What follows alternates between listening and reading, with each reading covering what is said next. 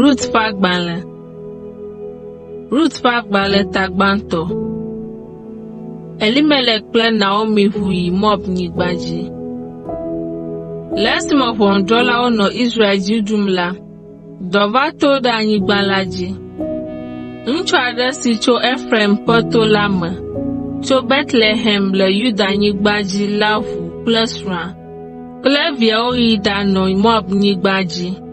Ŋutsu la ŋkɔe nye Elimelech, srɔ̃a ŋkɔe nye Naomi, eye wo viŋutsuvi eveawo ŋkɔe nye Maxlon kple Kilion.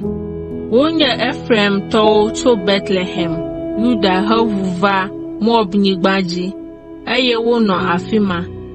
Elimelech, Naomi srɔ̃ ku, eye wòsusɔ Naomi kple via ŋutsuvi eveawo.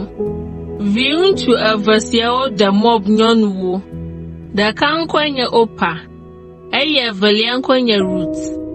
Esi wonɔ afi ma abe ƒe ewo ene la, Maxlon kple Kilion hã ku, eye wòsusɔ wo dada Naomi ko. Srɔ̃ kple vi aɖeke meganɔ esi o.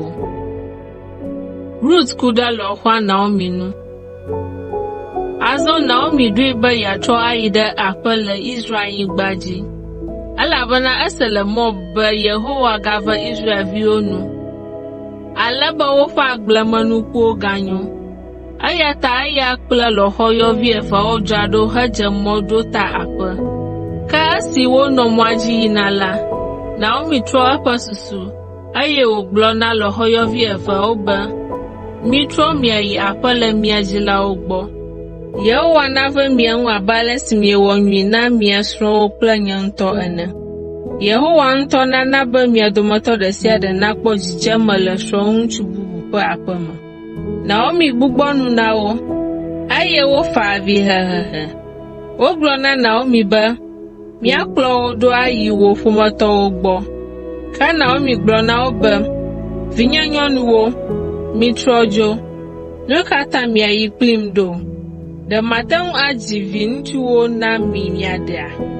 Vinyenyɔnuwo, mitrɔ yi miaƒe aƒe me. Ne mesusu be mɔkpɔkpɔ gale asinye, eye meɖe srɔ̃ zã sia me, eye medzi viŋutsuwo hã la, ɖe mialala va se ɖe esime woatsia? Ɖe mianɔ anyi srɔ̃maɖemaɖe va se ɖe ɣe ma ɣia?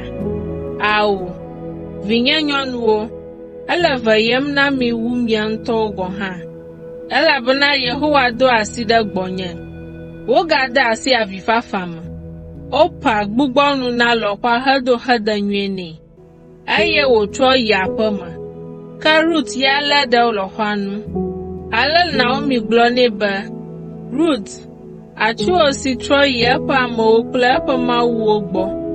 Wò hã, trɔ nàyi aƒe me kplii. Rut ɖo eŋu be, megaƒoe ɖe ŋunye be magblẽ wò ɖi alo matrɔ le yowòme o.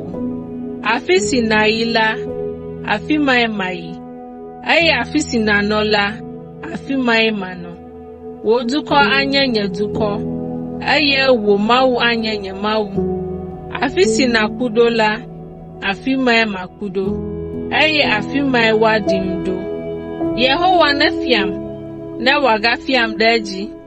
Naneke mama nye kpli wò dome o, negbe ku ko. Esi Naomi kpɔ be Rut do kplikpa be yeayi kpli ye la, edzudzɔ nyaƒoƒo ɖe enu. Ale woyi mɔzɔzɔa dzi va se ɖe esime woɖo Betlehem. Zi ƒo le du blibo la me. Nyɔnuwo bia be, Naomi nye esia nyateƒea? Naomi ɖo eŋu be, migayɔm azɔ be Naomi o. Naomi gɔmee nye dzidzɔnu. Miyɔm azɔ be Mara. Mara gɔmee nye vevesese, elabena Aƒetɔ Mawu, Ŋusẽkatãtɔ la na nye agbenɔnɔ zu vevesese sɔŋ. Nu geɖewo nɔ asinye esi medzo le afi sia, ke Yehowa na metrɔ gbɔ kple asi ƒuƒlu. Nu ka ta miayɔm be Naomi, esime Yehowa Ŋusẽkatãtɔ trɔ megbe dem, eye wòna fukpekpe va dzinye ɖo? Ale Naomi kple lɔ̃xoyɔvia Rut, Moab nyɔnu la gbɔ tso Moab nyigba dzi. Wova ɖo Betlehem le nuŋeɣi la ƒe gɔmedzedze.